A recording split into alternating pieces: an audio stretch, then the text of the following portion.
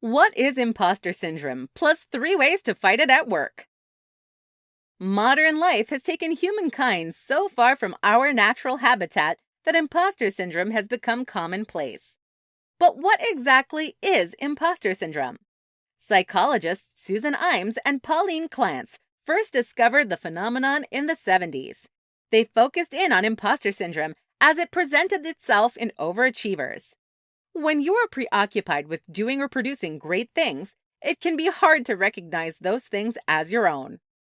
People suffering from imposter syndrome will often find themselves questioning their ownership over their own work. They might ask, how much of that was my doing? Am I really responsible for that? Even when a project could not have existed without them. This strange psychological phenomenon is a product of our world's ever-growing self-awareness. We are more cognizant than ever of what humans are capable of. It can feel wrong to relax when our potential is so great. Yet at the same time, that pressure creates insecurity.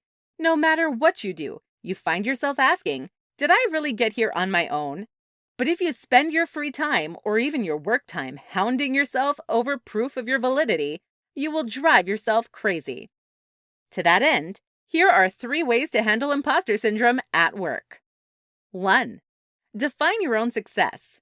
A big part of what makes imposter syndrome so common is that the very concept of success is unnatural. That is not to say that it is inherently right or wrong, only that it's developed by people and it has to be learned. But it is entirely possible that you learn a toxic definition of success. If you think of success as taking ownership of all the money in the world, for instance, then you're setting yourself up to feel like a failure.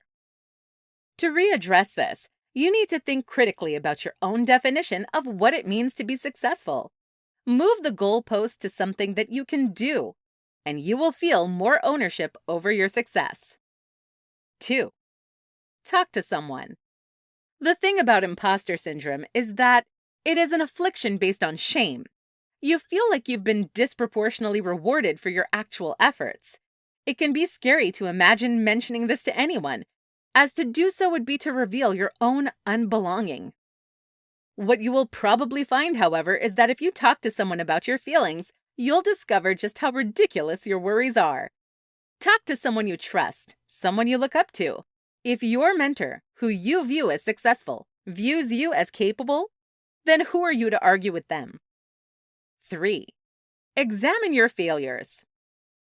This will be the most difficult thing on this list, but it is worth it. Examining your failures does not just mean flogging yourself for your shortcomings. It means taking responsibility for what you've done. The thing is, you can't take responsibility for your failures without taking responsibility for your successes as well. This works the other way around too.